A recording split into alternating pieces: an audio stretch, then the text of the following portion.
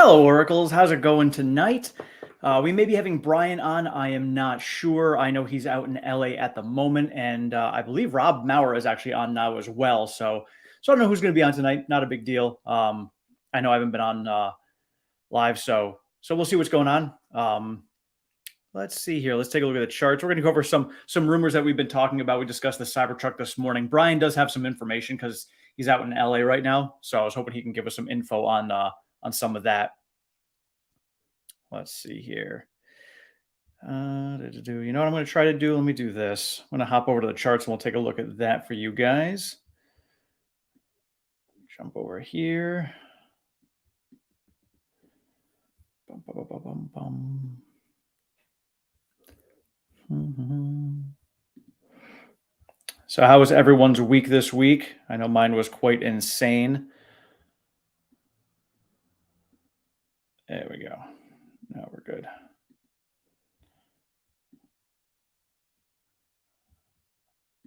All right. Oh, that's what I want. So here we go. Again, we are still riding this line right here, just on the outside of our downward trend. So I may end up creating another line of a downward trend here in parallel, just to kind of shift it over a little bit. But again, we were talking about that dead cat bounce. We kind of saw it, but we've been talking about that $180 level as support. And where did we end up today? $100 and $180.19. So, a lot of people can say that, technical analysis is just astrology. And honestly, when you're looking at it long term, holding the stock for 10 years plus, this stuff that we talk about truly doesn't matter long term.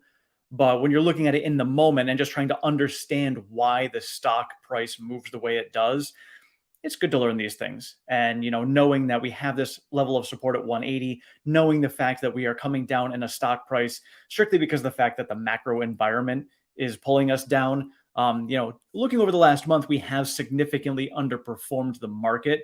But again, we've also outperformed the market significantly as well. So this is where you just stretch out your long-term thesis and look at it from a wider angle, and you start to see some things. Looking at volume, 75 million shares trading hands. That's just about normal. That's slightly lower than normal shares trading hands for the day. So again, not huge there. So it's a Friday. We tend to get that Friday fade. The markets did end up green. Actually, I got to check the NASDAQ. I'm not sure if that ended up green, but we definitely underperformed today.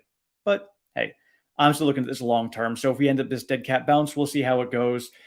So looking at, let me see. So Stratton, jump in here. Graphs I've seen is 152 at worst case. Yeah, let me run back. So, as we've talked about before when it comes to the gaps, because that's something that we have tracked on here. The gap below us at the moment is 137. Just track back to it. Yeah, 137. And this here goes back to November 16th. So 2 years ago, almost to the day, is when this gap was formed. And it could take a couple of years for some gaps to fill. So this here, to me, would be worst case scenario is filling that gap right there. Whether we actually get to it or not, don't know. But I think that would be the worst case scenario as of right now. Obviously, if something massive comes in to do something, in the macro environment, or God forbid something happens with Tesla, then it could go further down. But one thing you guys have to remember too is the fact that we don't have right now, we don't have any big buyers coming in just because Elon sold recently. And Elon sold because he said he's selling stock in order to float Twitter along. That was probably the bigger concern. If Elon said, hey, I sold stock because I had to finish the purchase of Twitter, all right, cool, over and done with, no big deal. But the fact that he sold the stock because he was trying to make sure that Twitter did not go bankrupt just leaves it all open to now the bottom of this, and the Twitter overhang is going to linger until we find out what is going to happen with Twitter's financials. As soon as Twitter comes in and says, all right, we are now profitable, we are self-sustaining, cool. Now that overhang is going to be gone, and then big money can come back in and buy again. I think until then, we're kind of just going to be in this floating trend where not many people buy, and if they do, it's going to be smaller amounts in dollar cost averaging. Sith Lord, what is going on, my friend? Lang, good morning. How's it going to you? Or good evening? Good morning. Oh, yeah, it is good evening to us. Sorry. I am burnt out. Let me get myself back up here. So I apologize. I am burned out, very much so. Let me see. It's been a long week. It's been a long couple of months. Let's see. So here's another one. So, well, if Elon can't get Twitter employment fixed by Monday, Tesla will feel pain. So, this is actually something, and again, this is why we're talking about rumors and things that are going on. So, let me hop into here because I just saw something recently about that on Twitter, and I did not dive into it because I literally just saw it. So, I want to get some more information and check the tweet thread out on it. Because I heard that there was more employees stayed than expected over at Twitter. So I want to find out if that's actually true. Here we go. Let me share the screen here so you guys can see it too. So Twitter takeover news. More Twitter employees stayed on than expected after the 5 p.m. deadline. There will be key roles that will need to be filled over time as employees have left. The site will remain functional. However, new features will be slower to release with the employee resignations. To be clear, hundreds of employees have left Twitter and their contributions will be missed. However, Musk and leadership are clear that a cultural reset needed to happen, and this is the best way to do so. So there was a great thread that came out. Actually, I have it on mine, so I'll jump into it quickly so you guys can see it. Breaking down, just kind of an assessment as to why Elon did what he did, and it's a very good assessment. I think it's pretty spot on. Let me see if I can find it. Not that one. Not that one. I thought I had retweeted it. I shall find it. So basically, the breakdown is the difference between whaling and culling. So right now, what whaling is Elon came out and basically threw out this challenge for the $8 verification, a very aggressive challenge that he threw out to the employees. This was his way of finding the whales. We know that in employment, most places that people work, 10% of the people do 90% of the work. He was trying to find that 10%. So when he threw out that challenge, the people who stepped up to the challenge to get the job done were the ones who came out. And those were the ones who got the job done. Those were the ones who were the whales. He kept all of those. The rest of the people he then needed to assess and say, well, are they just trash that's bringing the culture down or not? Because a lot of times, and you guys probably know it from your own work history, when you're out there and you're a productive worker and you have people who are not productive workers, they actually tend to slow you down. They're going to either get in the way, they're going to screw things up to cause even more work that needs to get done by the people who are the most productive, or they're just kind of lollygagging around. They're going to have conversations with people. They're just a distraction. So he needed to figure out who those people were, because when you pull those out, that 10% can actually produce even more. And most of the time they want to produce more. They just can't because they've got other people slowing them down. So that's where the culling comes in. So he saw what was going on. He decided these are the people we're going to keep. Then he threw out the challenge of, all right, now we're really going to test the rest of the people who truly wants to put in the effort and make this happen and who doesn't. So that's where that came in. And it sounds like more people than expected did end up staying. So that's a good sign. So it sounds like we're going to be able to make it through the weekend without a problem. And now we just kind of assess it from here. And as it breaks down, what ends up happening in that scenario is the people who did stay, who are the productive ones, are going to end up interviewing the new people that they're going to hire. Because they will hire new people, they need more staff. So those people are going to hire them. And these people who are the workers are definitely not going to be hiring people who are going to be lazy, because they already dealt with that. They don't want to deal with more people who are going to get in their way. So they're going to come out and they're going to find more productive workers that are in turn going to produce even more for the company and make it move ahead faster. So that's basically the roundabouts of it. Yes, thank you, sir. Thank you, Mike. Yeah, smash that like button, please. So So that's realistically what is going on right now. Of course, we have no confirmations of this, but most big corporations do this. There's usually it happens on an annual basis. Most really good companies will go through and they'll do an annual culling. They'll do the laying off, the kind of squeeze pressure a little bit just to see who's going to make it, who's not going to make it, thin things out. This is just the way they kind of cut some expenses. Payroll is usually the number one expense for every company. So if they can go through and figure out, all right, well, where can we cut expenses? Well, let's push the workers a little bit harder. Whoever doesn't want to work harder, they're the ones who are going to go. Simple as that. Elon just did it in a very swift manner as he took over quickly. So that's really the breakdown there. Now let's see. Let's see what else we got going on for you guys. Yes, Brooke. Good afternoon. Happy Friday. Finally Friday. It's been a doozy.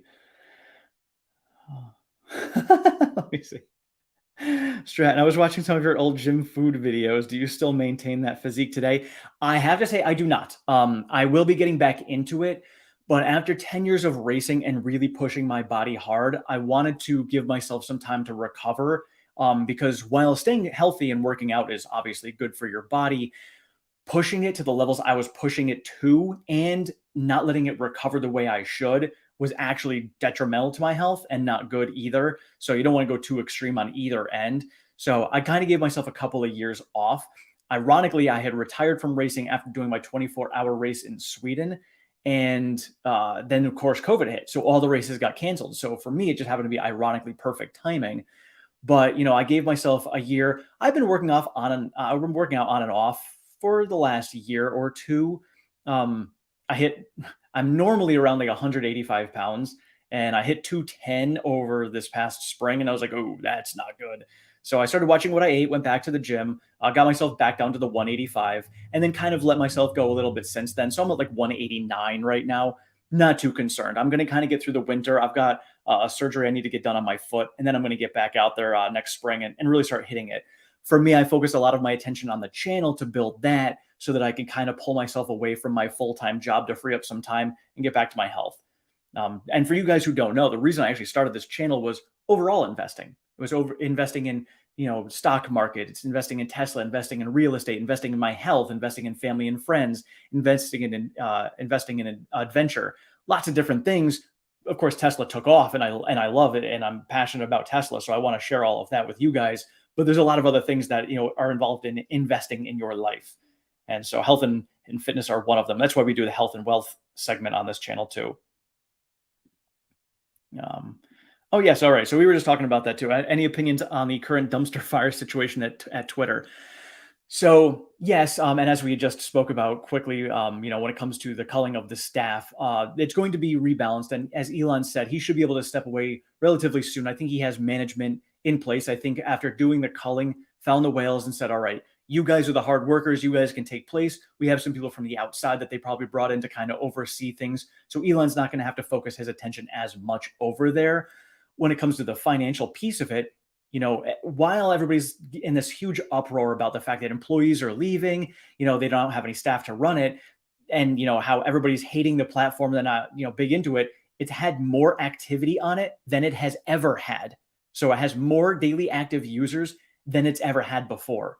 So this is a good thing. This is what they want. And as this builds up and as they put out there more content and more features for people to use, like short length videos like Vine 2.0, or when they come out with other videos like a YouTube type competitor, that's going to bring another whole group of people over, because right now you can't really monetize on Twitter. But if they can make it monetizable similar to how a YouTube is monetized, then you're going to have a lot more people coming over to bring better content. You have better quality content over there, then you're going to get advertisers to come back. Right now, as Gary Black had said, there's a lot of noise going on over there. It is kind of chaotic just because people are trying to find their footing, but you had a flood of people coming in just testing the waters to see what's going on. So to me, it's a good thing because this is what freedom of speech is. And now it's going to settle itself. You're going to have the wild chaos at first. It's going to settle itself. It's just going to take a little bit of time. But as Elon said, and I'll go to Elon's tweet here, because Elon had posted it today, basically coming out saying what the standard for it's going to be. Let me get over here. So, as Elon said, new Twitter policy is freedom of speech, but not freedom of reach. Negative hate tweets will be maxed, deboosted, and demonetized, so no ads or other revenue for Twitter to Twitter. So you won't find the tweet unless you specifically seek it out, which is no different than the rest of the internet. So as he said here, Kathy Griffin, Jordan Peterson, and Babylon Bee have all been reinstated. Trump decision has not been made yet. And so this applies to just to the individual tweet, not the entire account. So that there is going to be a bit of a nice settling thing for advertisers, just to say, all right, so we see that there is going to be some, law enforced here. It's not going to just be a lawless land that people can go and do whatever they want. This is going to kind of give them that, but we still need to get the financials back in order. That's just the reality of it. As of right now, until Twitter's financials get supported, we're not going to be seeing, a lot of movement in Tesla stock, just because of the fact that big money's like, well, does Elon have to sell anymore just to keep Twitter afloat? So we've got to wait for Twitter financials to come out to show us that, yes, Twitter is making money again. Twitter is fine. They don't have to worry about Elon selling more shares to float it. We'll be good to go. Let's see. Lang, nice to know more about employees' situation of Twitter's. He shouldn't fire them before knowing more about Twitter company. Sorry, Twitter is a big mess and affecting Tesla hugely. Yeah, I mean, obviously, as somebody who's been invested in Tesla for a long time understands what being a Tesla investor is like. Elon is going to do and say things that are going to be controversial, and that in turn is going to move the stock price. But you have to remember, Elon does it with good intentions to try and do things better for the future. This has happened before, and it's going to happen again. And it's really the media and how everybody else feels about it. And this is the difference between emotional trading and non-emotional trading. So when you go out there and you trade emotionally, you are emotionally reacting to something that Elon said or did. People who are going to trade based on the stock and actually invest in the stock and company long term understand that the stock price movement is going to go up and down, but long term it is going to go up. So that's the difference between trading and investing. And trading usually has a lot of emotions involved in it, so you just got to pull emotions out. So it's good that Twitter's going to be there. A lot of employees are going to stay there. Another thing too that somebody came out and said was, Twitter a couple of years ago said that anybody could work from home if they wanted during COVID. There was no problems with that. And now Elon comes in and says that that's not allowed anymore, and that's not fair to those employees. And so here's to debunk that rumor. Elon said that if you are working remotely and your manager can vouch for your excellence, you can continue working remotely. There's nothing wrong with that. So people who have moved far away from the Twitter headquarters, if you're doing an excellent job, keep your job, stay where you're living. You don't need to move back. There's no big deal with that. It's perfectly fine. So that's the reality of what's going on. So I just want to make sure that we get some truth clarified out there when it comes to things like that. So, Elon's not an asshole. Elon is just doing what he feels is best for Twitter, and seeing as, he's really looking for a freedom of speech platform. He's trying to do what's the right thing. And unfortunately, there were some people over at Twitter who just, had their own agendas that, we have already seen were paid by other people. And we're just kind of cleaning that out, just kind of giving some balance back to the force. That's really it. And as Sith Lord on here knows, we're just bringing balance back to the force. That's all. Let me see. But 1,200 employees left, which is like 1/3, and the other are staying to sabotage. I don't think they're going to sabotage. I think Elon has already seen who is and who isn't trying to sabotage. It's pretty evident, because the people who are going to go in there, he can see who's doing what. And the people who are sabotaging, some were doing it from the top. So those people at the top are obviously already gone. So he's going to clean that up. And that's what it is. And that's why he said he's going to do a cultural reset of what's going on there, because the entire culture needs to get cleaned up. And that's what they're basically doing. So, we set the challenge out there. So if people don't want to work hard and, follow the new rules of Twitter, which is free speech versus, an agenda, then you got to go. Let's see. Should bounce Monday. We'll see. I can see. So don't forget, next week is going to be a short trading week. So, we'll see how things move next week. Then we go into December, and usually we get a Christmas rally at the end of the year. And then we've got CPI data coming out. I think it's the 13th or 14th of December. I'd have to double check those dates. But we've got the CPI and PPI coming out. So I don't think we're going to see that Christmas rally unless we get that good data. If we get good data coming in from CPI and PPI, and then we get a good FOMC meeting with at most a 50 basis point hike, I think we'll see a good finish to the year. But numbers that I was coming up with before, I don't think we're going to have a strong rally that's going to push us over 300. My price target still right now is a little over 300. We're going to need something serious to push us to that level. The rumors we were talking about this morning with the Cybertruck getting 30 delivered by the end of the year, that I don't know. There's a lot of grains of salt I took with that rumor that I saw when it popped out. And again, they said that if they are delivered, they're going to be like manually built ones versus ones that are going to be on a production line. So I don't even know if they're going to be fully functional Cybertrucks that are out there. I don't know if they're going to be, ones that are going to be actually used for what they are intended to be used for, if they're going to be just showroom purpose. So again, that's a huge rumor, and I do not have any truth behind it. We will have to wait over the next month to see, but we do know that the Semi is coming out, and we did get word from Robin that there will be 100 getting delivered in December. So that's not a rumor, that's right from her.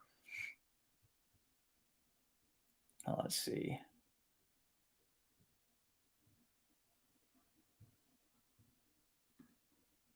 Hey, what's going on, Karav?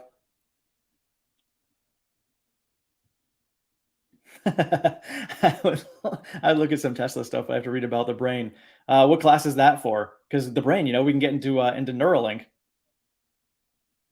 Neuralink is going to be, so there's so many things that tie together. I'm looking forward to seeing what Neuralink is going to bring in the future for us too. Yes, Lang, and that's exactly what it is. And Elon's like, he's a reasonable guy. He may come out and he may be outlandish with a lot of things that he says. He's definitely not your typical CEO. Clearly, he's a man of the people and speaks his mind as he feels, and just does not give a crap what anybody thinks of what he has to say.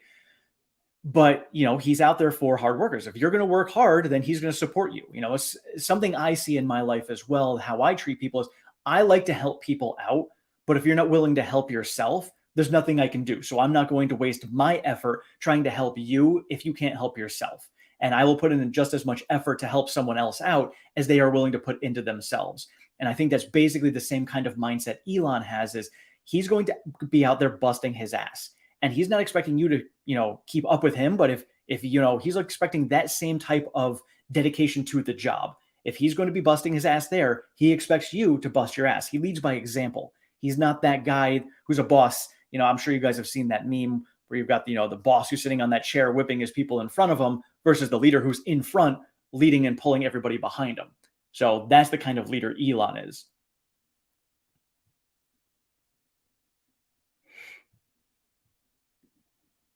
Oh, AP psychology. Good for you. That's like, I do like psychology. That is exciting to me, but like school learning, traditional school learning for me is not exciting whatsoever. I'm looking forward to, when if Elon does end up coming up with a oh my God, technological institute. What was it?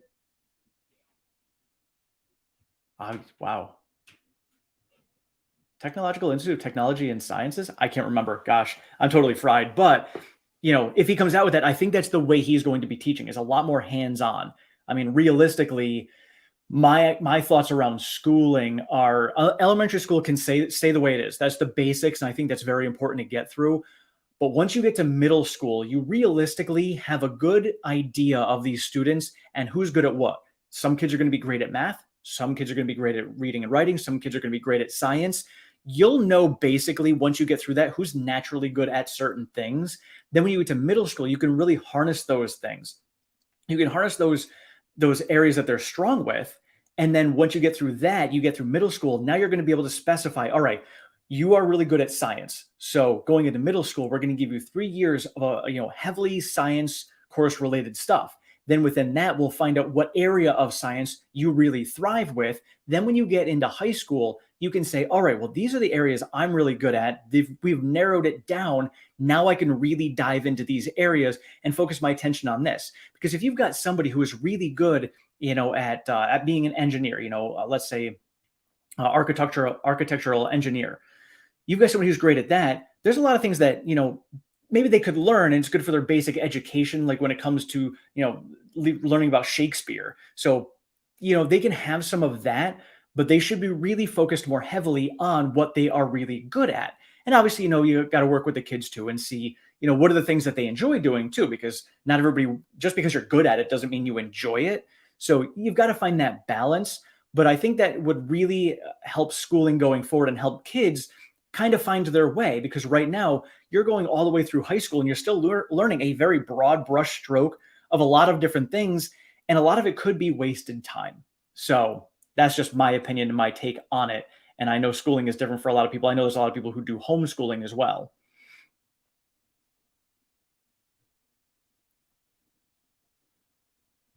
Let me see here. What do you know of ASML Company? Honestly, I do not know anything about ASML Company. I will have to look into that. If you want to share in the comments what it is, maybe I can give some feedback. Maybe I do know what it is and I just don't know it by ASML. Now, let me see here. Did you hear Kelly Blue Book putting down Tesla, saying BMW and Lexus are more of demand than Tesla?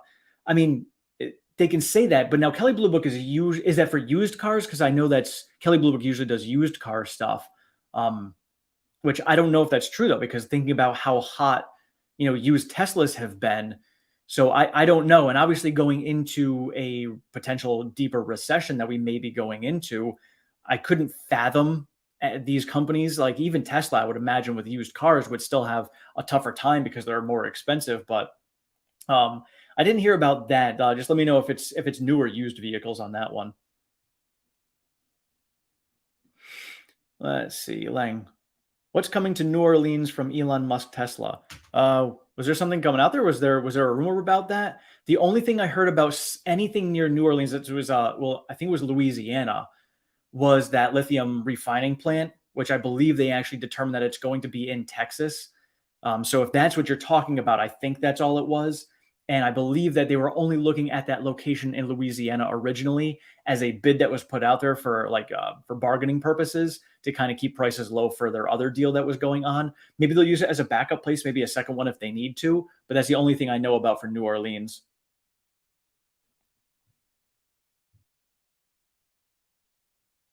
Now, let me see. Da, da, da, All I want for Christmas is more Tesla orders from China. Actually, Tesla Economist had brought up a good point where China is important, obviously, but the future is not in China. You have to remember what Elon had said, that China is going to make up in the future, like maybe 25% of their company and all of the deliveries. So that, of course, that's still, a significant chunk of the company. But what you have to remember is the 4680s are really where it's at. Tesla still needs to get into massive cost cutting stuff that they've got to work into. This is why they're looking at lithium refining, getting that middleman out of there, getting through that bottleneck. They've got to do what they can to cut costs as well. Elon says that the prices of their vehicles are still embarrassingly high. He wants to bring them down, but in order to bring them down, they need to bring costs down. So obviously, with supply chain issues, costs are high. Inflation comes down, costs of goods come down, price of vehicles can come down. Then when they get the 4680s ramped up, that is going to be even more significant. That's going to make them more efficient over the next 3 to 4 years. That in turn is going to bring costs down even more. So the future really isn't in China. China is important, but when you're looking longer term down the road, 4680s, FSD, energy, those are going to be the areas we want to focus on. David, how's it going, my friend?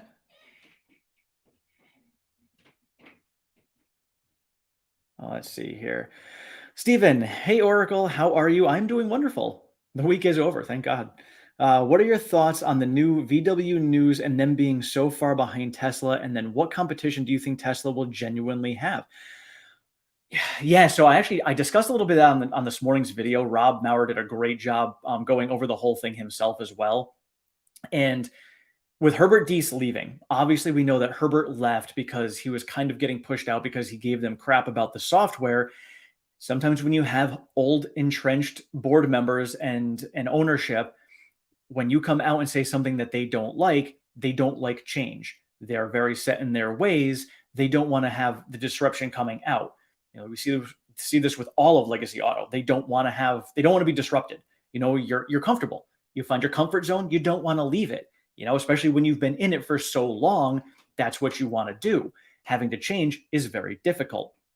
Herbert saw this. He wanted them to change and say, hey, I can see what's going to happen in the future. We need to make some changes. Obviously, that didn't go over well. They got rid of him. They have new management in. So even at 2026, which is when they were going to be having this whole big changeover coming when it came to Wolfsburg and that whole plant that they were putting up, that's now gone. And that was still going to be late, very late to the game in 2026. So now that that's gone, I honestly don't know what they're going to do. I mean, I'm almost concerned for them. Like, at least before, I had a feeling that they could have gotten by. They got rid of Herbert, and I'm like, well, that's a big blow to them. But at least if they stay the course, they should be okay. Being top 2 with them and Toyota in the world, they should be okay. But now with this going on, I truly don't know. Because if we are actually going to hit the valley as bad as we're going to hit, that valley of death where EVs are going to take over and people don't want ICE anymore, they're going to be in massive trouble.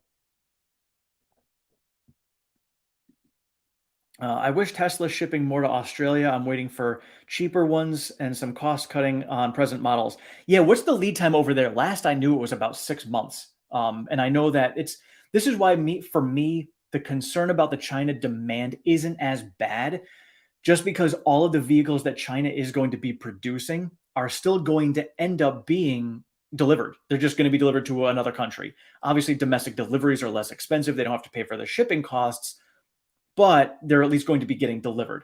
And so hopefully, as they, maybe we get a plant, if they can announce a factory in Indonesia, that obviously is going to be closer to Australia. So hopefully the shipping costs won't be as much. Prices can come down in Australia.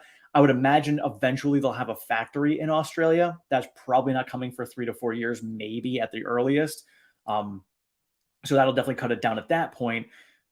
But I think in the meantime, we're going to see that. But because demand is still so high in Australia, I think prices are going to end up staying a little bit higher, at least for right now. Let's see. Yeah, because I know Australia and New Zealand are in that same boat. And for me, so you guys know, my order did just get canceled. So I wanted to test it. I put it on hold the first time. And after it was on hold, they came up again a week later and they said, all right, it's on hold. And I said, I can't take it yet. They asked why, and I kind of gave them a half-ass excuse, trying to see, because if I told them I was waiting for the EV tax credit, I knew it was going to be canceled. And I'm like, well, can I come up with an excuse that they'll allow it to be held over one more time? So I came out and I was like, hey, really busy at work right now. I don't physically have the opportunity to break away from my job to be able to get out there and take the delivery until the holidays are over. That did not fly. It ended up getting canceled. So I was anticipating it. I was planning on canceling anyway, unless they let me kick it down the road some more. I just financially, it's not wise for me to take it right now. I don't have a place to charge it at the moment. I seriously contemplated taking it. I really did. But just looking at the fact that YouTube ad revenue is down. So you guys are going to see that when I come out with my video for next month, when you see what I made for YouTube. So ad revenue is coming down. We knew this was coming anyway. That's one of the first things that a lot of places cut. So, Google going into recessionary times, they're just going to be cutting down on advertising because a lot of other people are cutting down on advertising. So that's just naturally how it's going to go. I anticipated that. I could see at my job, we are starting to slow down. My bonuses aren't going to be what they were. I might not even get that bonus that I'm currently fighting for from last quarter. So again, seeing the financial tightening going on everywhere, I'm going to be doing the same thing myself, looking to cut some expenses. So I'm going to be investing in the channel more to build that more, but I want to cut expenses elsewhere and I don't need a vehicle.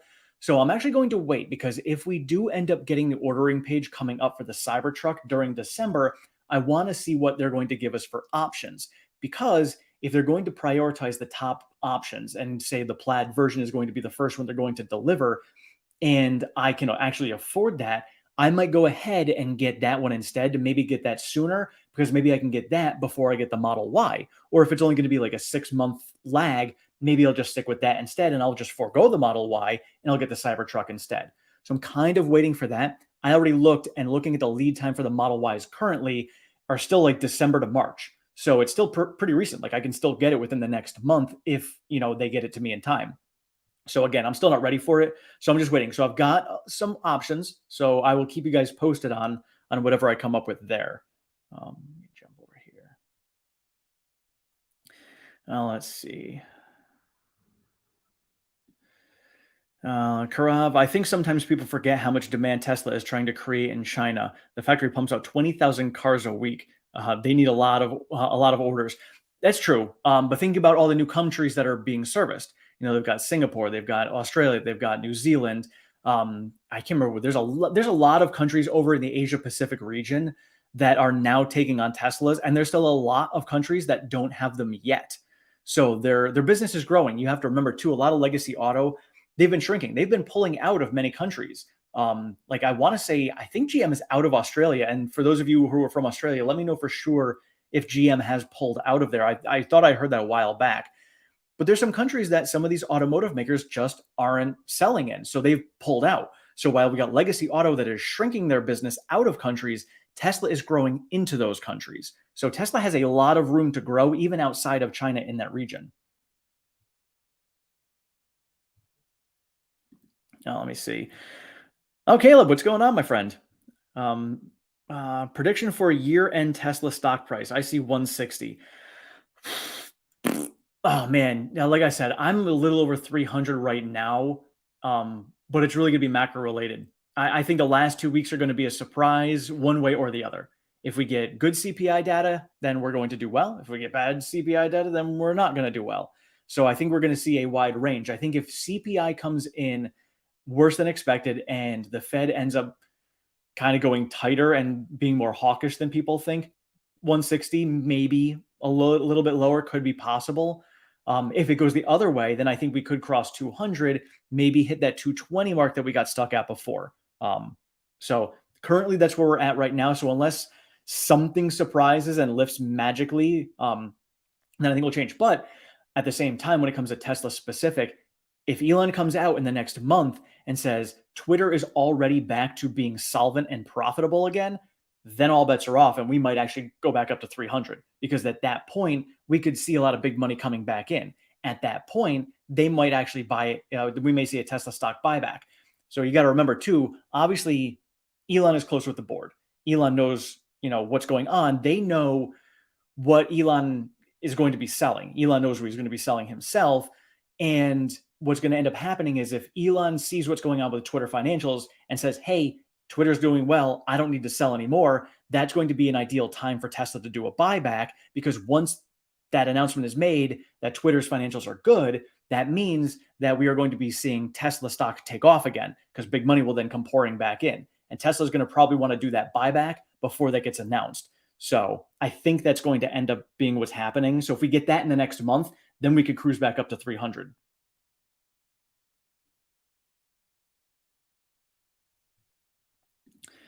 Stephen, how long, in your opinion, do you think we'll be in a bear market for? At this point right now, based upon the information that we have and the trend that we've been on with inflation, I think we will see the end of the bear market coming probably sometime in summer, probably Q3 of next year, whether it's going to be, beginning of Q3 or it's going to be end of Q3. So maybe sometime between July and September, I think we're going to end up seeing the bear market come to an end. Or at least I think at that point, we're going to see the stock market start to come back up.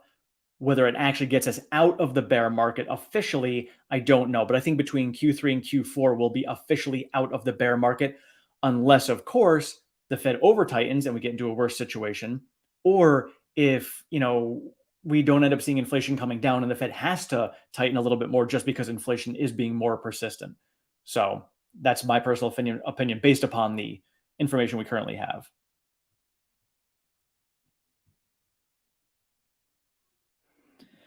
David, I have a feeling that the new VW CEO is looking to maximize the profits, milking what he can from ICE vehicles until he retires to get a good exit benefit. How long is he going to be in there for? I don't even know much about the new CEO over there, so I don't know how long he's going to be in place.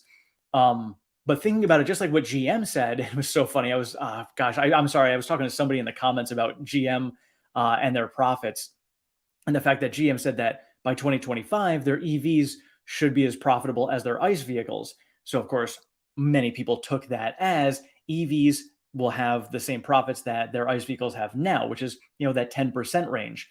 But he said, well, maybe it's because at that point their ICE vehicles are not going to be profitable anymore, and their ICE vehicles are going to come down to the level of their EVs, which is not profitable at all, and they're going to go bankrupt.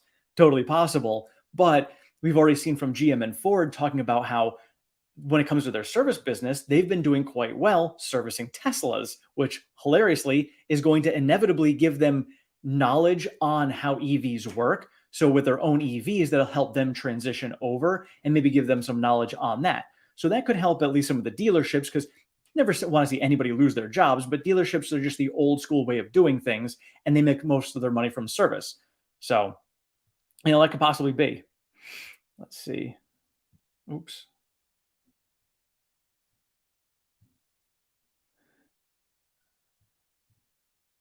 Yeah, let me see here. Pullian, I added 8 more shares today. I don't play the timing the market game. Yeah, neither do I. Timing the market is pretty much impossible. So I do not do the timing the market game either. That's why I dollar cost average every single day. And let me get this out of here. There we go.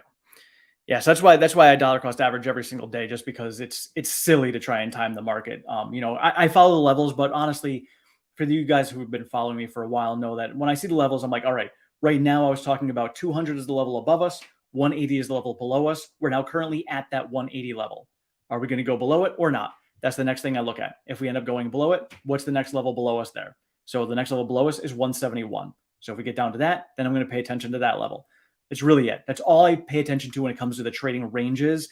You can kind of go by some of the patterns that we've seen, like we're on the dead cat bounce right now. Look at the downward trend we're on. So you can kind of track things to see which way we are trending, but to say this is where we are going in the future isn't as easy. So I can say, hey, this is the level to watch for. If we get to that level, this is the next level to watch for.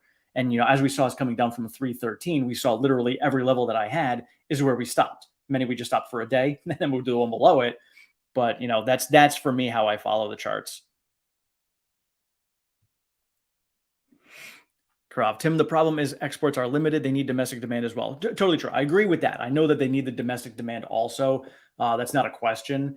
It's just a matter of they will have the exports going. So, and I'm actually curious, and I don't know if you know any information on this, Krav, because the Model S and Model X have now been released over there. What have we been seeing for demand on those? I don't know if you know, if you can give us any feedback on that.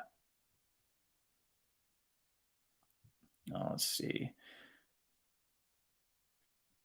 Lang, yes, Indonesia nickel factory investment by Tesla would be very great, or can build up lithium factories here in WA. Where's WA? Is that Western Australia? I'm not sure. WA. You gotta give me information on that one, or Australia. Are very welcome. Yes. So, and I know nickel. So I know that there's a huge contract that Tesla has with nickel in Indonesia. We know that Tesla has been working with Indonesia on a lot of things. And we know that Indonesia wants to have a factory, an actual vehicle factory, not just a mining contract with Tesla over there. So I have no doubt that we are going to see a factory in Indonesia. Makes a lot of sense for them. And personally, from my standpoint, just because of I don't have as much FUD and fear of what's going on in China. And the fears of China getting COVID lockdowns and all that stuff. I don't have that same kind of fear that a lot of other people have, but I would like to see Tesla diversify their factories over in the Asia Pacific region, just in case something like that happens. So, if they have a factory in Indonesia, something does happen in China, we've at least got Indonesia to back them up. So that's my personal opinions on that.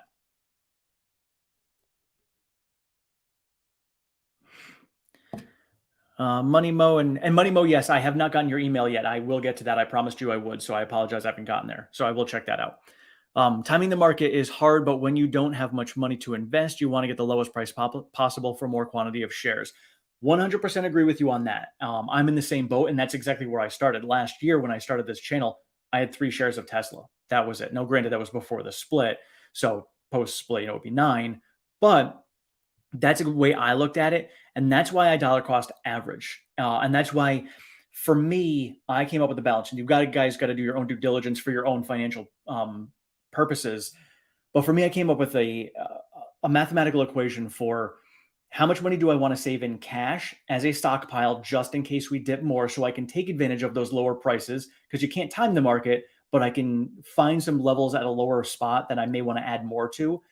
And then I also add money every single day just because we don't know what's going to happen with the market. We don't know. Tesla could come out with some crazy news and say FSD is solved and boom, the stock takes off to the roof.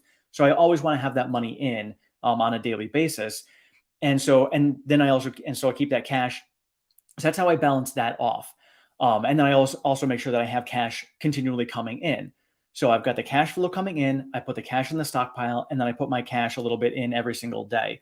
So I've done the math for myself to make sure. And for me, I balance it, my cash stockpile between 5 and 10%. As soon as I go over 10%, I start putting the extra into Tesla. My Tesla stock I want to have at 69% of my portfolio. It's currently just under 67 just because the price has come down.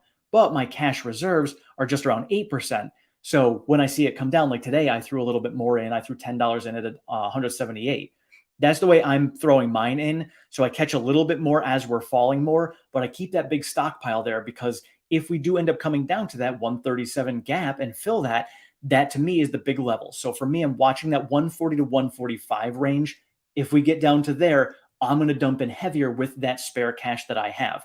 I'm never going to go below that 5% mark. I always want to keep that just in case, because God forbid we pull down to that level, I dump that spare cash in, and then we do pull down further. Now, for me, this is just me speaking out loud based upon how my strategy is because I prepare for the worst, and I don't want to go below 5%. That's the way I run it, but I'm always balancing. So for me, I totally feel you there because, again, I want to have more shares. This is, to me, is the time to accumulate. I want to get as many shares as I can, and the lower the price is, the more I can get. And so I want to make sure I maximize that benefit, but I also don't want to miss out if we pull down further or if the stock takes off again.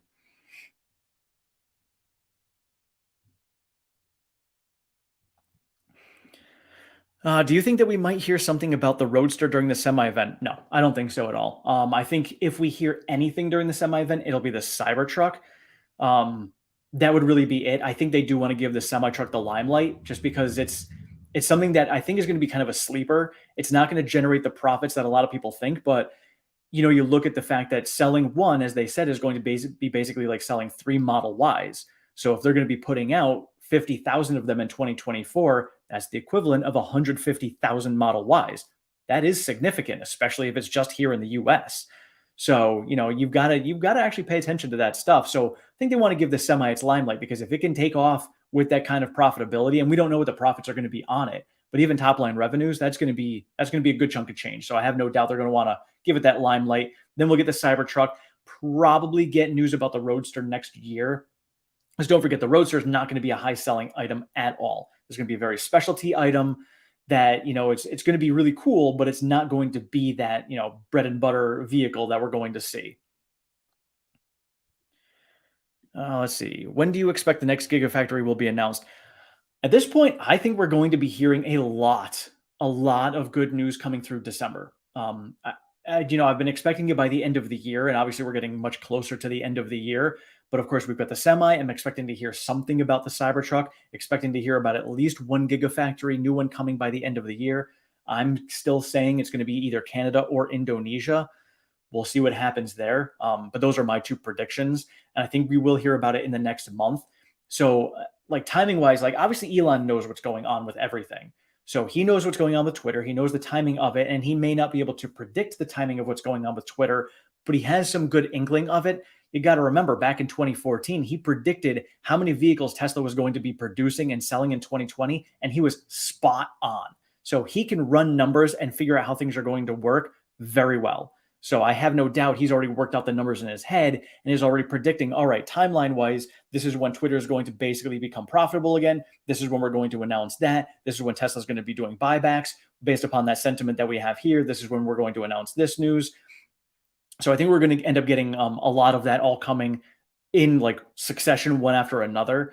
The problem is what ends up happening when you have a macro environment when we're in and a lot of FUD being out there, sometimes this good news comes out and it just gets squashed. So this is why there's a disconnect between the stock price and the actual fundamentals of the company.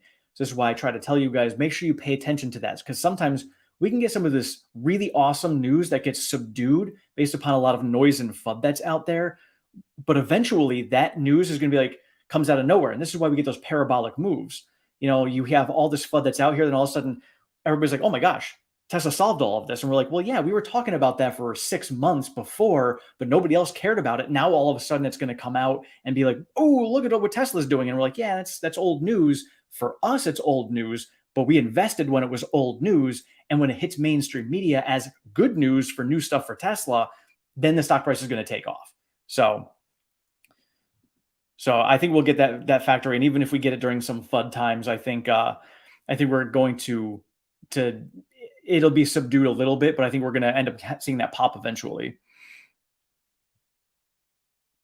Oh, this is a good one. Hi, Tim. Did someone ask this already? Who do you think Elon has in mind for the next CEO of Tesla? I don't know. My personal feelings, I mentioned it the other day. I have seen Zach growing very nicely when it comes to the earnings calls. As a CEO, though, I'm still not sure.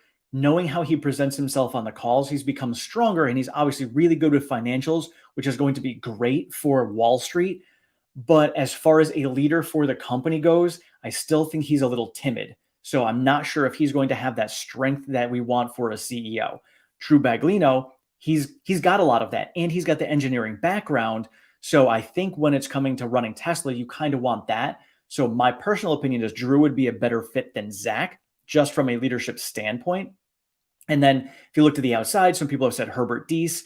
I don't think so. I think he'd be a better board member than a CEO, especially coming in, from where he's at. I'm not sure if he'd be the right fit for it. I think the best fit from the outside would be JB Straubel. So if they got together with him and Redwood, I would love to see Tesla buy Redwood Materials. I think that's actually a possibility in the future, is buying Redwood Materials. If that's the case, making JB the CEO would make a whole lot of sense. So that might actually happen. Maybe that's the 2025 thing, and why my gut is telling me something big is going to happen in 2025. So maybe that's it.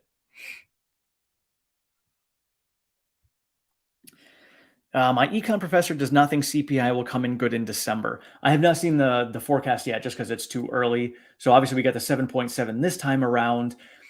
My feeling on the CPI is I think we will see a good number, strictly because of the fact that you got to remember it's based upon November's sales. And while we have seen gas prices going up a little bit, from what I have seen when it comes to costs of products, the PPI came down. Historically, this year, we have seen when the PPI data comes out the following month, the CPI usually follows trend.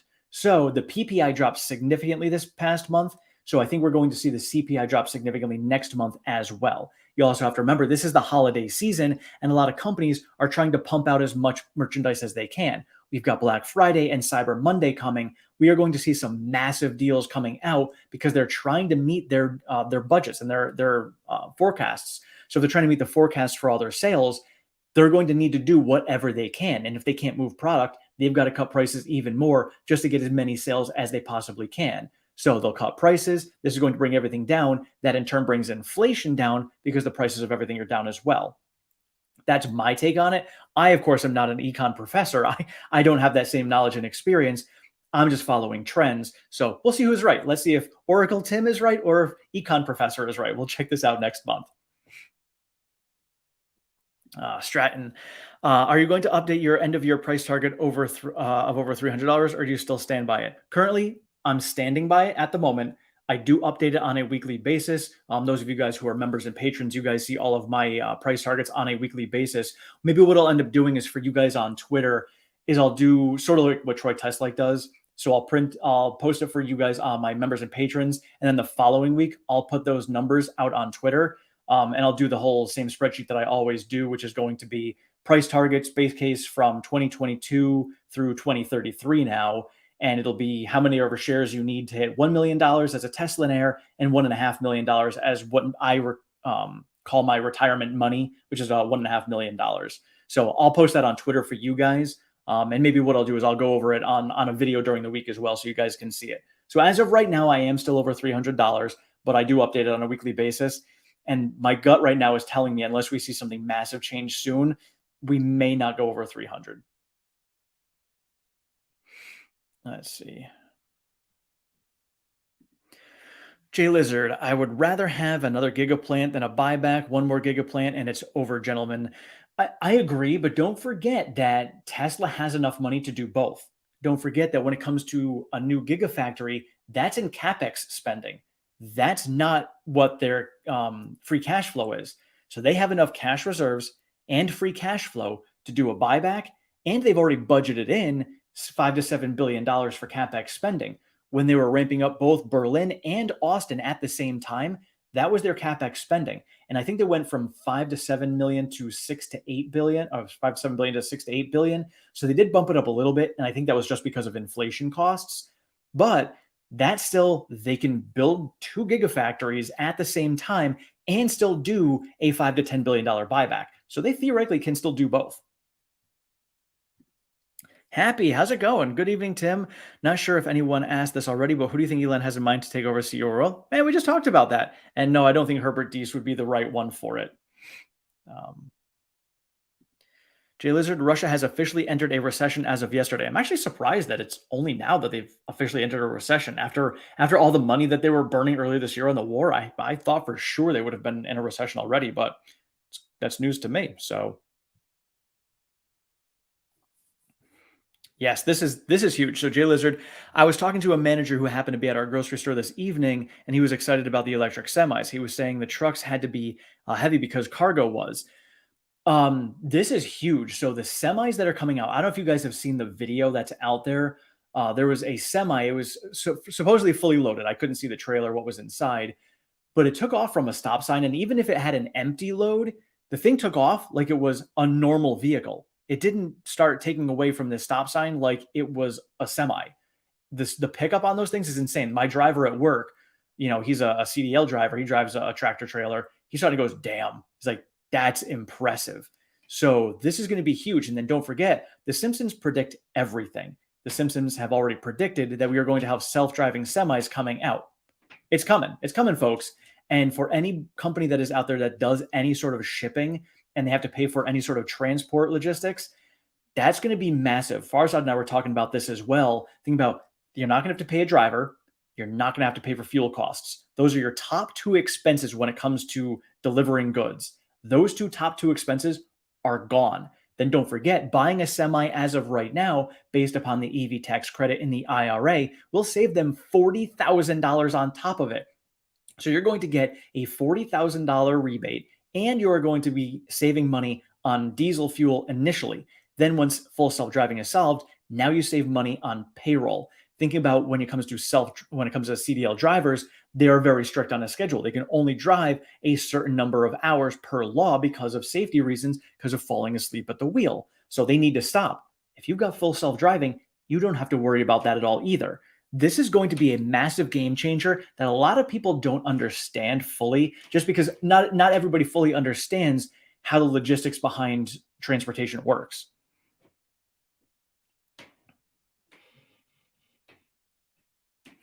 Yes, my spidey senses are tingling. They certainly are. You know what? I'll have some. I'll drink to that. I don't know. I don't usually don't drink on here, but with ladies' night, it was good. Let me see. Kevlin, let me see. Don't buy every dip. Have strict rules. For example, buy every third dip, or only once a week, once a month when it dips 5% less than your previous buy. That's great. And and everybody should come up with their own strategy. I think that one is awesome to go by. For me, I kind of set percentages as well. So initially, when we were falling down from the top, it was every 10% we fell, I would add some more, and then we kind of hit levels where we were bouncing in between. So then I started to pay attention to what levels we were at. So most recently, I added today at 178. So that's the last time I'm going to add at 178. I'll still do my daily ads, but if I'm going to add any extra, I'm going to wait. My next step down is 171. If we hit 171, I will add more at that point. And again, I'll just follow the charts, see what levels we're at. So every level that I see when it comes to the movements in the stock price, on the stock charts, that's the level I'm going to add a little bit extra at. So again, if we dip, so like we're at 170, we finished 180 today. If we dip down to 175, I'm not going to add. But if we dip to 171, I will. So that's the way I play it.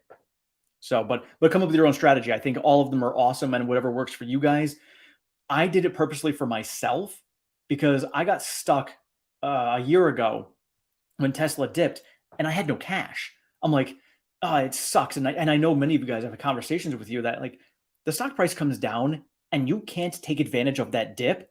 That's a shot in the gut because first off, it sucks that the stock price is coming down. You're seeing your portfolio falling, but then you can't even take advantage of it. That sucks. I actually took 2 months of not adding at all just so I could save up the cash reserves I have.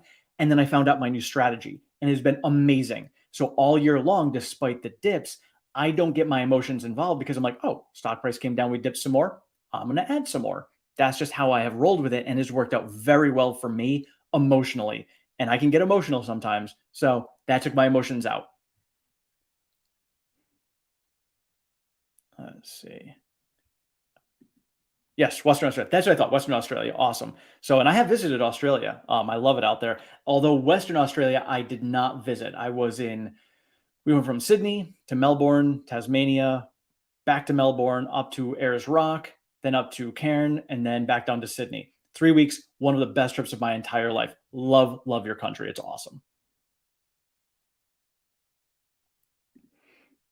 Oh, and Leo, that's right. I totally forgot that Leo is from Indonesia.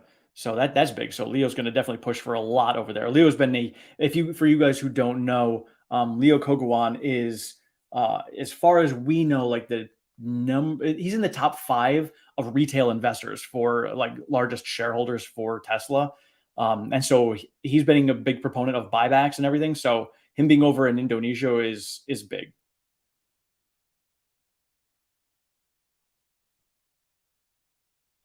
Let's see.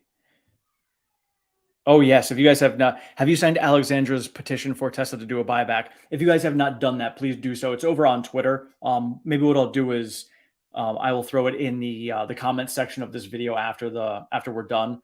So this is why you guys can do it as well. So yes, there's a petition for a buyback, and now don't forget when it comes to the buyback, and I'm all for the buyback, but they're going to want to buy back at the right time. And again, if Elon knows when Twitter is going to go profitable, and you can kind of basically understand that big money is not going to come back in until there's either good news coming for Tesla or Twitter's going to say that they're financially stable. Tesla knows what catalysts they're going to announce that are going to cause the stock price to move up. So they're going to obviously want to buy back when the stock price is low.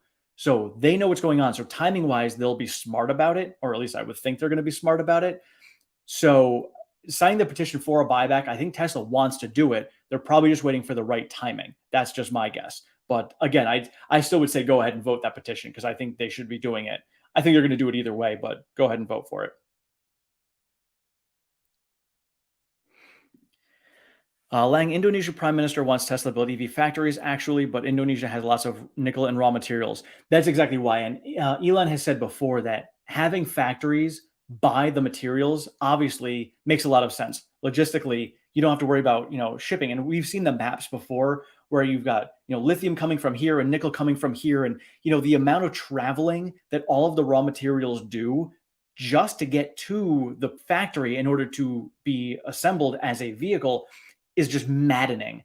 So the amount of cost cutting you can do by putting a factory right next to your resources is outstanding. So this is basically what he's looking at is where's the massive resources? Where can we plop a factory to mitigate some of those costs that are needed for logistical purposes?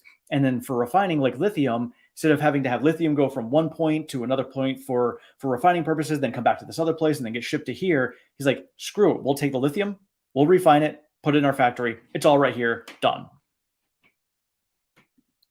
Jay Lizard, do you have to pay fees every time you buy? I have to pay fees when I sell, which is never. So actually, I don't. Through SoFi, there are no fees. So everything I do is fee. And I know around the world, not everybody can do fractional trading. And I know that, or again, around the world, there's fees, and sometimes they're hefty fees for you guys. Like I know for me, I do have Neo as one of my positions, very, very small. And every time I buy, I've got to pay a international transaction fee. So that's why I stopped buying, because I'm like, I don't want to pay for those fees. I'd rather put that money into Tesla. So for me, that's why I haven't done that. But I buy fractionally. So there are through SoFi, there's no fees whatsoever. So I buy through them and through TD Ameritrade. So for what I do is I buy fractionally in SoFi.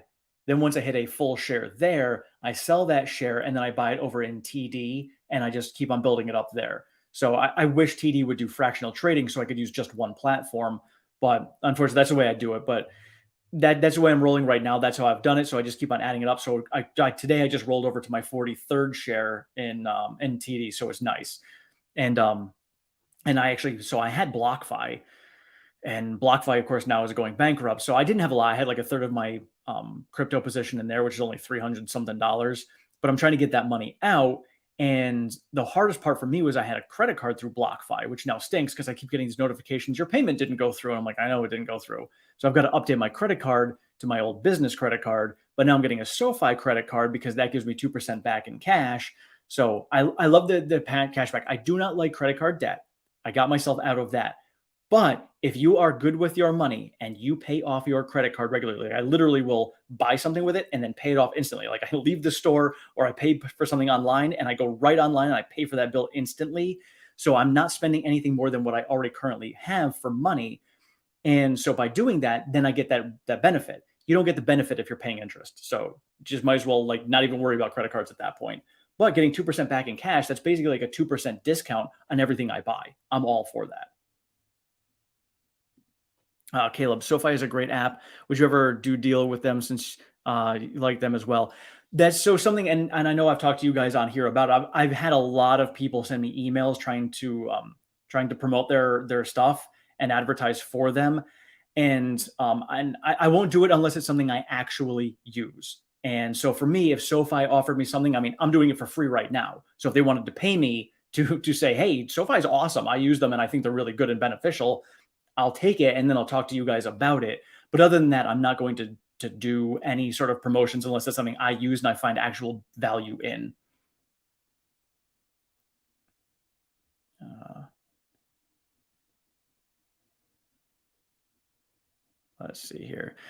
Jay Lizard, I feel like I'm missing something, but to me, it is impossible for Tesla to drop after the electric semi comes out for Pepsi. The biggest advertisers in history. I like Michigan. Um, I actually thought about it earlier today. It popped into my head of, is the semi truck release going to be a sell the news situation? I don't think so. Like usually to get a buy the rumor, sell the news situation, you need to have a buy the rumor portion. So we haven't seen a run up. If we get to, let's see, December 1st, that's in 2 weeks. If for some reason the week after Thanksgiving, we see a massive outperformance run in Tesla leading up to the semi event, maybe then we get a bit of a sell off. But if we don't get a run up into it, I cannot fathom it being a sell the event type of situation.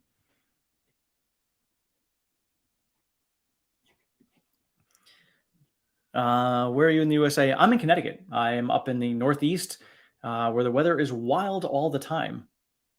So this weekend, I'm not near Buffalo, but Buffalo, we were looking at the weather this morning, and because of the lake effect snows that they're going to be getting, Buffalo is only going to get 7 inches of snow. But you go like 20 minutes south of them, and they're going to get 3 feet of snow. It's just total madness.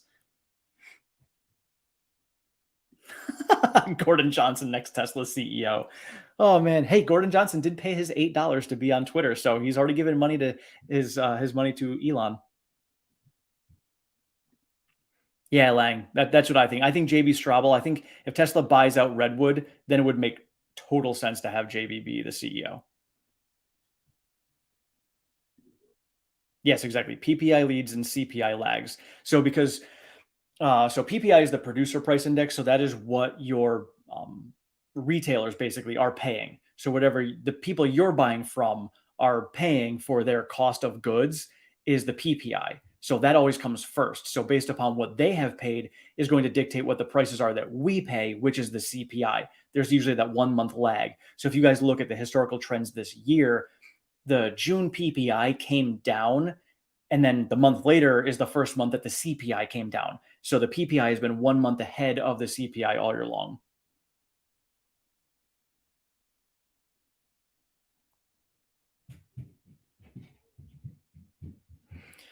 I'm not sold on President Trudeau. Did you see his heated exchange with President Xi? Not good. I did not see that.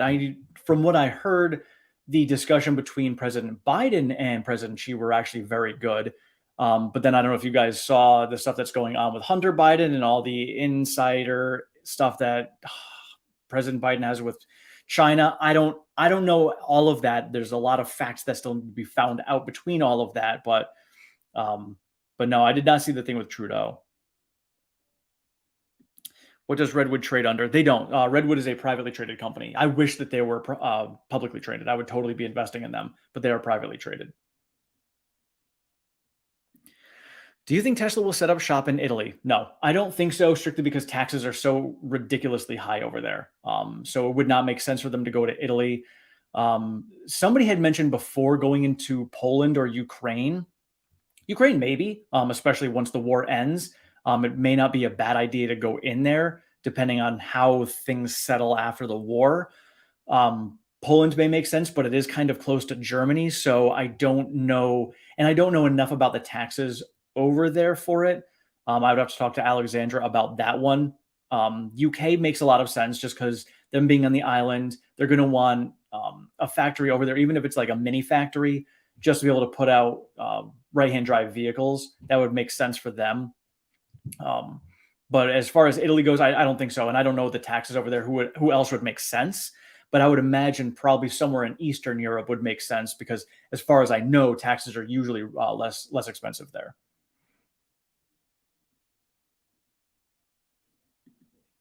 Huge spending seasons now in December. CPI and PPI might be bad for investors. It is a huge spending season, but don't forget we base it off of last year's spending. And so last year's spending, we didn't have, like, inflation had just started going up at that point.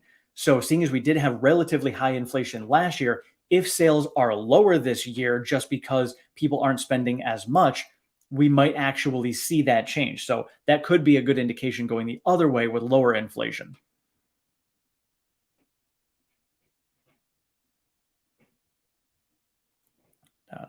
Let's see. I'm a trillionaire already in Zimbabwe dollars. I just saw that tweet again today, the meme out there that somebody, just to keep that mind on what runaway inflation could do. They had a $1 trillion bill over there that was enough to buy a loaf of bread, and the dude used it as a bookmark, just as a reminder as to what runaway inflation could lead to. Let's see. Yeah, for those of you guys who don't know, Redwood Materials does battery recycling. So JB Straubel left Tesla in 2018 and ended up founding this, which obviously JB and Elon are still good friends. And we know that they're already partnering with Redwood Materials. So Tesla does do their own battery recycling, but that's all that Redwood does, that's what they're focusing on. And it's not just EV batteries, they take all batteries. So they take cell phone batteries and everything, and they will be recycling all of those. So obviously this makes a lot of sense for Tesla to partner with them. Just like when it comes to battery manufacturing, Tesla does their own, but they still partner with LG and Panasonic to get those batteries as well. So they're going to be doing the same thing with Redwood Materials. So that's why in the future, Elon has said he's not opposed to buying companies out. Would make sense. Redwood Materials builds up. They get to a good point. Tesla's like, hey, we're going to take you over. We're going to buy that out. We're going to instead of just partnering, we're going to buy you. Perfect. And obviously with JB Straubel there would make a lot of sense and they would go for it.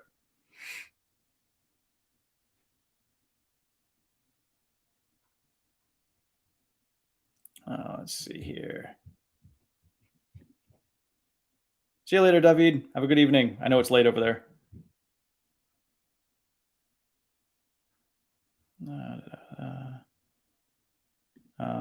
Please, thanks. Yeah, buyback link. Yeah, I'll throw that in the comments section after we're done with the live stream, which I'll get off in a little while here.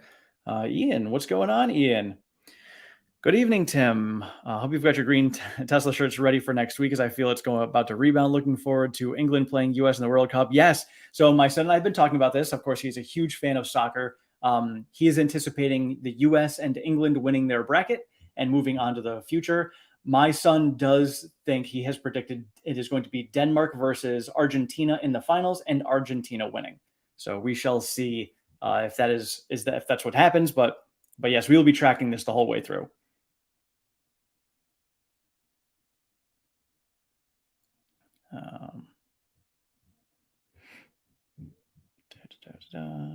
Spread costs.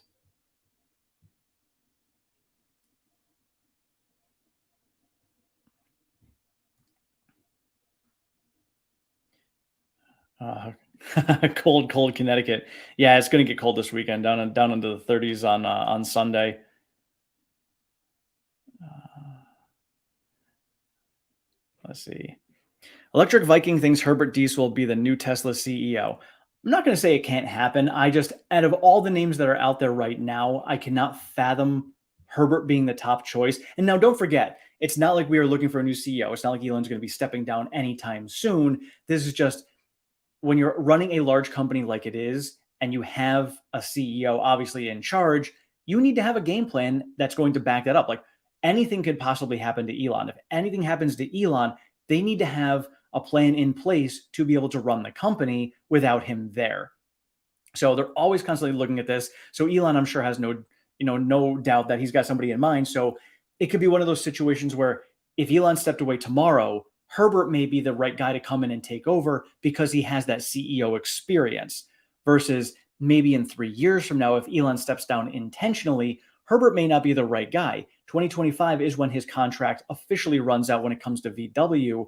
But he was also, had mentioned before, he was going to be retiring at the end of his contract anyway. I believe he would be, I think, 68 years old at the end of that contract. I could be wrong, but I know he's in his mid 60s. So if that's the case, he might not be the right guy for that role either. So again, a lot of different things could go on over the next few years. So I don't see Herbert being the guy unless it's like an immediate need that Tesla needs right now. I don't think they would take him on.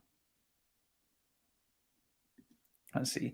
Meet Kevin suggested Poland for the Gigafactory. This was before the war got really heated, though. I do remember him saying that, and I remember a lot of other people had mentioned that as well. Actually, a lot of you guys as subscribers had said that that would be a great place to put it, and that could potentially be where Tesla should have put Berlin instead.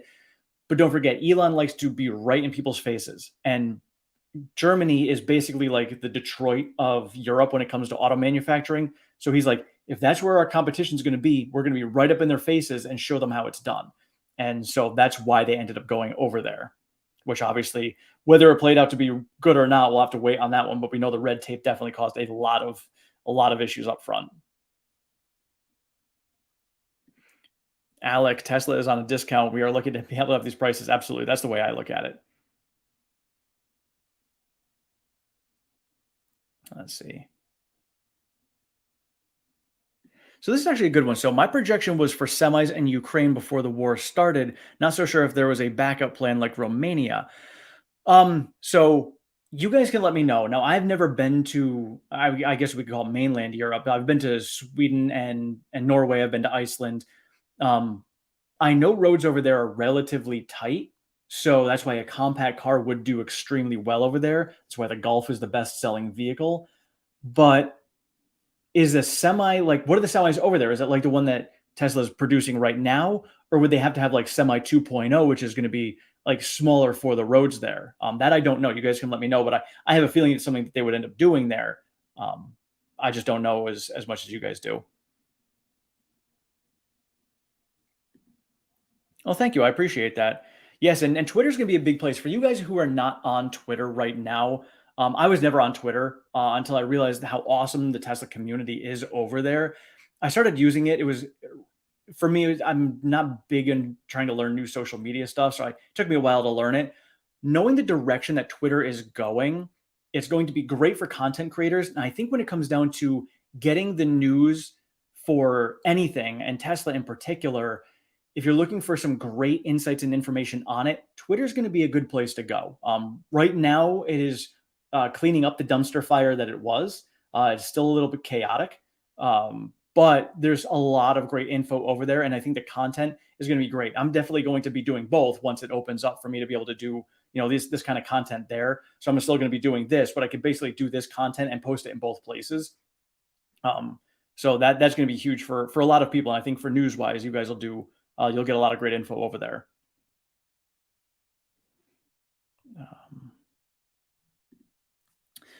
When do you think this Twitter noise will finally settle and things will finally get back to business as normal with Elon and Tesla? I think it's going to come faster than we think. So I believe as far as employment status goes and management goes for there, and Elon being able to not focus as much attention there, that's going to come very quick. Elon did say end of this week. I would definitely say by the end of the month. I think Elon's trying to set it up so when they have the semi release, he's going to be there for it and he'll be able to focus back on Tesla. Then SpaceX has a launch coming up shortly thereafter. So he's going to want to be available for that and focus on that.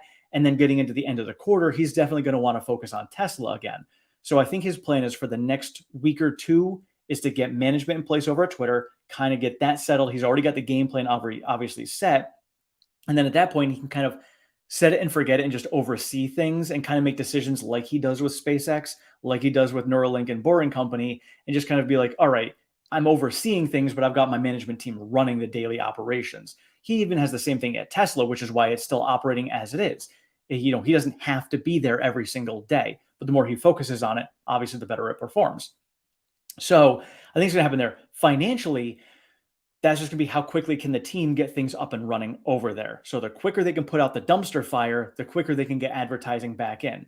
Now, don't forget, while advertising is the number one source of income for Twitter at the moment, Elon does not want it to be that way. Elon wants to have multiple revenue streams coming in. It's wise for anyone to do this. You don't want your revenue stream coming in from just one place, because if that falls apart, like we just saw with advertising, Twitter just bombed. So yes, we want to get the advertisers back, but being able to get another stream of income coming in is going to help. So as soon as Twitter can say, hey, we're solvent, we're good to go, then Tesla can, come back up as well. But that might not happen probably for a month or two. So we may end up going through a whole nother quarter until we get that information. Semis are everywhere it worked. Okay, so over in Europe, that's good to know. Excellent. What about France for a gigafactory? Go where there's great demand for EV of all kinds. I don't know about the tax implications. Actually, I will ask Alexandra that because I know she used to live in France. So I will find out from her about that. So I will be doing a ladies' night. I just reached out to them, so we're trying to coordinate a time. I don't know if it's going to be in the next week or if it's going to be the week after Thanksgiving. But I'll put that on my list of questions to ask Alexandra. Game of Thrones scenario for Elon's replacement. Yes, that would be awesome. Let's see here. Where will the $25,000 car be made? So, based upon the information that we have from before, China has said that they really want to design their own version of a Tesla. We know that China has another gigafactory that is popping up that really isn't talked about much, but it's not considered an expansion of Shanghai. It's actually considered its own factory. Nobody's really talking about this. I have a feeling that is where they are designing it, and that's where it's going to be produced initially, especially with demand being questioned right now in China. What's going to happen is as Tesla's going to come out with this car, demand's going to shoot back through the roof. And I think every factory location is going to have its own iteration of this. So just like Giga Berlin right now has its own special colors, I think each factory, China's going to design the basics behind it, and then each one's going to have their own. So we may see a sedan version coming out over in China, but maybe we end up getting like a little hatchback version like the Golf over in Berlin. Maybe we get a different type of version over in Austin. So we'll see how this plays out, but I think that's what's going to happen. I think China's going to end up kicking it off.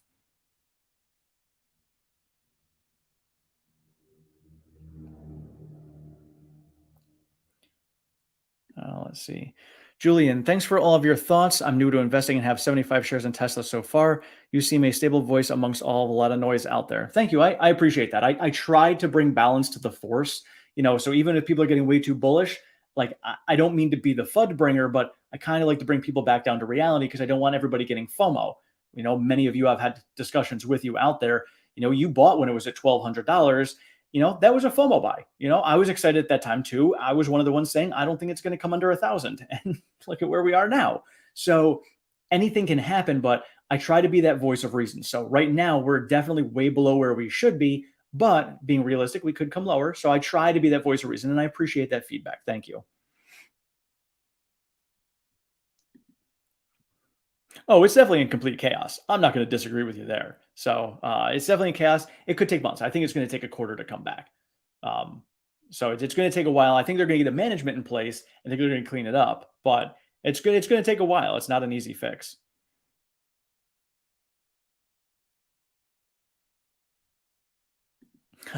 If Twitter can think of something fantabulous to make Christmas special, all will be forgotten. True. I think if Twitter comes out with some good products, I think that'll help significantly, especially if they're compelling products. If we continue to see daily average user going up over there at Twitter, we see new content and products coming out. I think that's going to be awesome. I got to say, after being on Twitter for a year now, I have seen it more active and exciting over the last 2 weeks than I have all year long. Like it was just mundane and drab for the most of the year. Like I'd go over there, it was like watching BBC News. Like it's factual, you're going to get some good factual information, great, and that was it. But now that Elon's taken over, it's like it's a fun place to get your news now. It really is. So I'm pretty excited about it. We'll see if this honeymoon phase ends or if we can continue this going forward. So the time will tell on that one. But don't forget, Tesla always comes out with their own Christmas software updates. So whoever owns a Tesla out there, we'll see whatever the software update's going to be this year. Let's see. Turkey is a big producer in Europe. Ford, Renault, Toyota, and many more companies, factories. That's actually a good point. I did not even think about that. So I've got one of my coworkers actually just moved his family over to Hungary. So Hungary and Turkey, that's Eastern Europe. So that would make sense. I think those would be ideal locations because they're not really close to Berlin. So logistically, they can supply other areas over there as well. So that's actually not a bad idea. I don't know much about the actual country itself and the logistics about getting a factory put into it. But as far as logistical purposes, I think that makes a lot of sense. Um, Going through. I'm going to jump off of here in a moment so I can go relax for the evening. But you guys are active tonight and I'm loving it. So we're going to go through all of this that we can. Let me see. Some people are talking about a gap at 126. Can we go that low? Ouch. I don't see a gap at 126. There's one at 137. And that to me is absolute bottom. As of right now, I think that's absolute bottom is 137 gap. I have not seen a gap at 126. I just went through all of the gaps the other day. So I don't see one at 126, but I think 137 could be the lowest we go.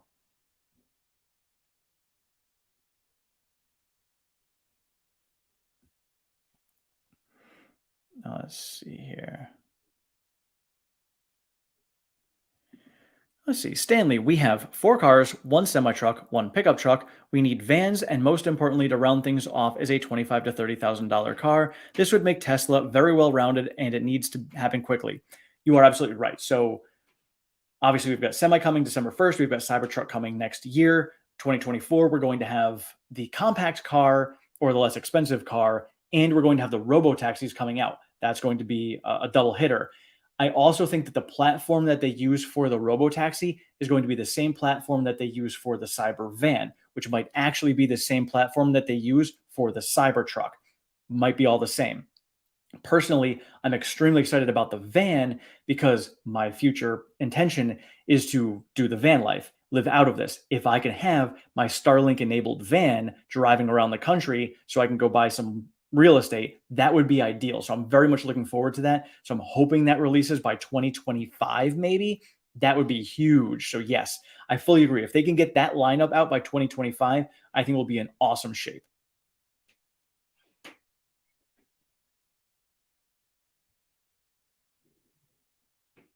Let's see here.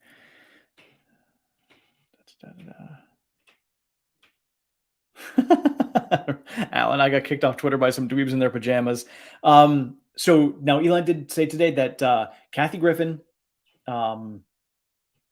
what's his name? Gosh, I totally blanked on his name. And Babylon B all got reinstated. They're still discussing Trump, whether he's going to get reinstated also over there. So, Alan, if you have not been reinstated yet, just make sure you reach out to Elon and he will fix that for you.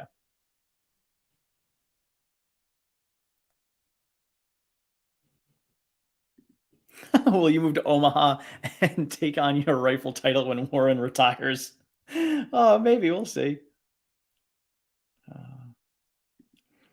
Yeah, not all gaps are filled. You were right. Gaps fill 9 out of 10 times. There's a slew of gaps well below $100 that still exist for Tesla. They go back to before the first split. I'm going to consider those being not going to fill. That's just my personal opinion on those. 137 did come in November of 2020. So that or 2020 or 2021. I have to check on that one. But So that could fill, but I think that's going to be the last one that we fill if we end up getting down there. But yes, they only fill 9 out of 10 times.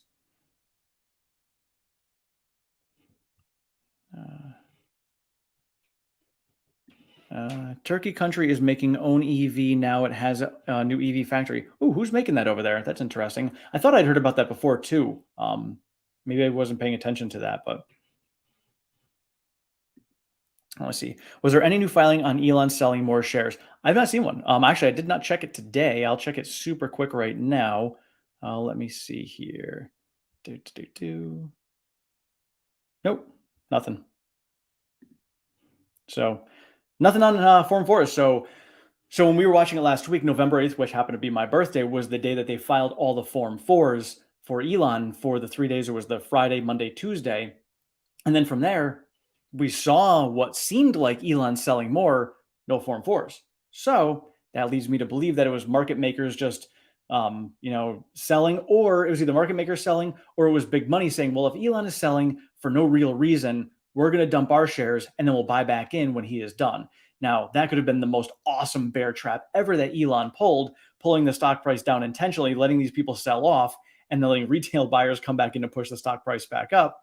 We'll see if that actually pans out that way, but we don't know yet. Let me see. Reno, Europe desperately needs a 25K car, especially a Tesla, not the crap we're getting now. How soon do you think this will happen? I think we're going to get it in 2024. You guys will see it. I have no doubt. Yes, Jordan Peterson. Thank you. Thank you. So I think 2024, when they announce it, it'll probably come in China first, maybe by the end of 2024. Now, don't forget, we just saw an example of what happens to Tesla's demand when there's just talks about price declines coming. So if there's going to be a price cut coming, we saw a massive shut off of a valve over in China when it came to the sales, because people are like, oh, if the price is coming down, I'm going to wait. So people just canceled their orders or waited, and that's exactly what's going to happen. Heck, I would do the same thing here in the US. If all of a sudden Tesla said, hey, we've got the EV tax credit of $7,500 and we're going to be cutting our prices on our vehicles next week, I mean, heck yeah, I'm going to jump on board and get that lower priced vehicle. It makes a lot of sense. So if they're going to come out with a car that is going to be significantly lower priced, people are still going to want a Tesla. They're going to be like, well, I want that one instead. So I have a feeling they're going to have like that announcement of, by the way, here's the new lower priced compact car. Also, by the way, it's going on sale tomorrow. So that in turn, I think Tesla will end up having the factory cooking already on it, producing them. So this way, when they turn the faucet on, the demand is going to be so high for them, they're going to want to have some stock already ready to go to deliver out. So they'll make some basic versions of it to be able to get out to people. And I think that's what's going to happen. So in Europe, what'll happen is we'll see it come out in China. Then maybe like 3 to 6 months later, we'll see it come out in Europe.